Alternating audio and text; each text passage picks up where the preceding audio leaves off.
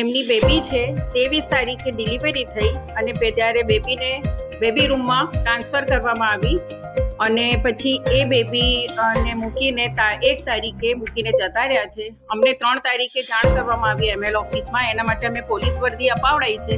પહેલા એવો જાણવા મળ્યું હતું કે દાહોદમાં બસ સ્ટેન્ડ પાસે રહે છે, એટલે મેં પર્સનલી દાહોદના ટાઉન PI ને વાત કરી અને બસ સ્ટેન્ડે મેં કીધું તપાસ કરાવો. ત્યારે એમણે એવું કીધું કે આવું કોઈ પેરેન્ટ્સ રહેતા નથી.